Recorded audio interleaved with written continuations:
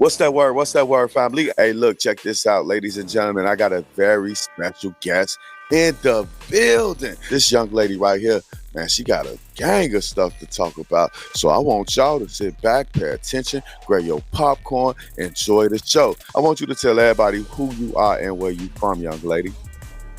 We got ESPN Nate in the building, all the way from that town. Oh, Keep yeah. it 100 Okay. So, you've been rapping for a while now, right? for a while. When did you first start rapping? At age 7, that's when I first wrote my first rap, first recited it, first let somebody hear it, and believed in myself from that day. Oh wow, man. Age 7, ladies and gentlemen. That lets you know that the talent, man, the talent in the kids gotta be the future. Hey, people, check this out. I got a question to ask you, right?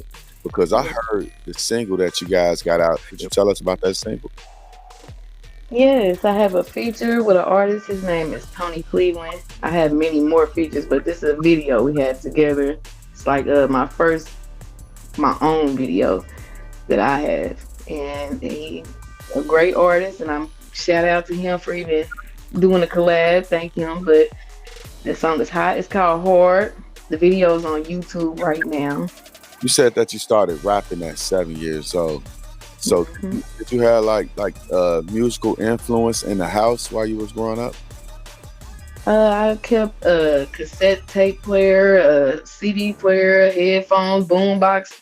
I kept that on deck everywhere I go. I didn't really have much growing up, so anytime I could get a CD player, a radio, anything, my daddy used to. And he said music was put me to sleep at night. If it wasn't for music, Ronald Isley, Bobby Womack, something should had to be playing for me to get to bed.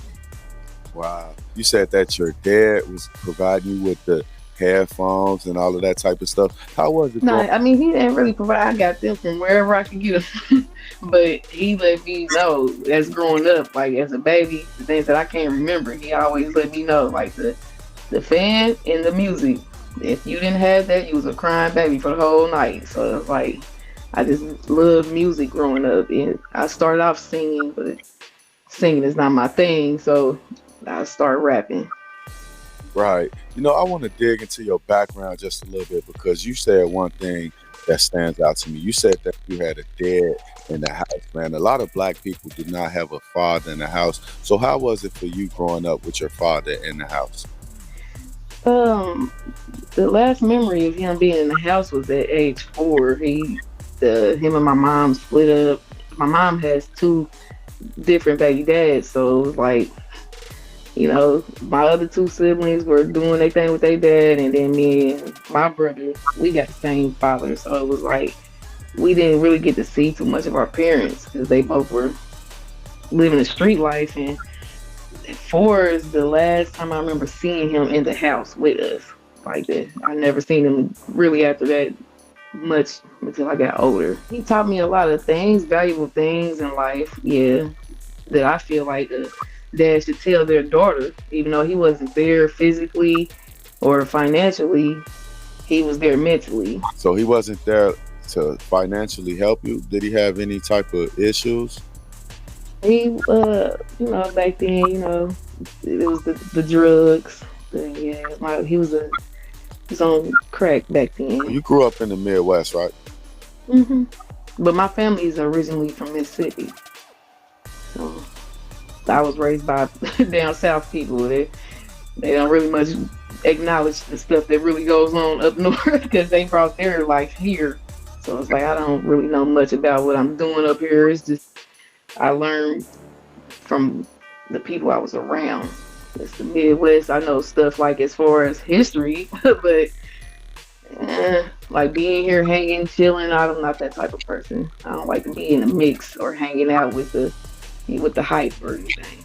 A while back, you lost somebody that you really cared about. Could you elaborate on that a little bit? I woke up July 23rd, the day before my birthday. I was supposed to be getting ready for work.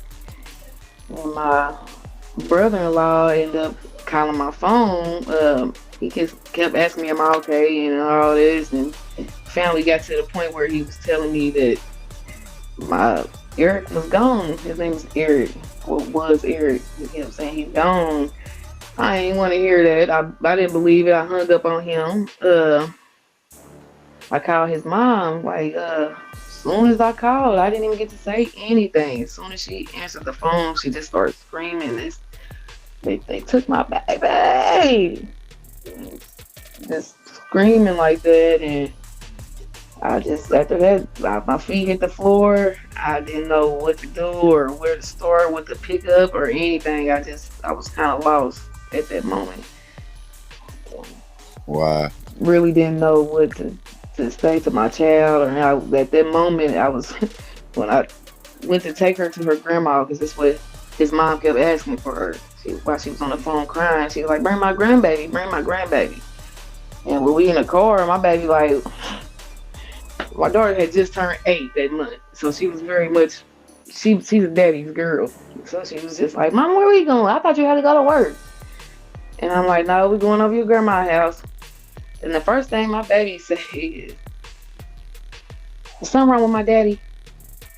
And my eyes just started watering and tearing up because out of all the things you could say while we going over your grandma, the first thing you asked about is something's wrong with your daddy. And Wow. And she's like, "Is he locked up again?" And my heart was like, I wish I could just say yes, but it wasn't at that time. He's gone, gone. So I couldn't say nothing. I just kept driving. And as soon as we got to the spot where his mama was, the whole hood ran to my car and just was trying to consult me. You know, I locked myself in the car, let her take the grandbaby because I didn't want to even see nobody. I'm still kind of shook up about it because that was my best friend. That was my heart. That was the only person that knew me. Like, he didn't care about how mean I was. He didn't care about how I want to wear a ponytail. I don't care about having no eyelashes. I don't get no. He did not care about none of that. He loved me for me. You feel me? He loved me. My music. He was my biggest fan. You feel me? So it was like losing him was like took a whole piece of me and it was buried with it. Like, I've still not been the same since. My family say that. They swear every down I'm not the same. I don't smile the same. I don't look the same. I don't act the same. So it's like I'm still recovering from that pain, or just looking in my bed and be wishing that he was here, or wishing I could just hear his voice one more time. One more time. So how do you think this affected your daughter? It's affected her very, very much in the past couple of years now that my daughter is 14 now.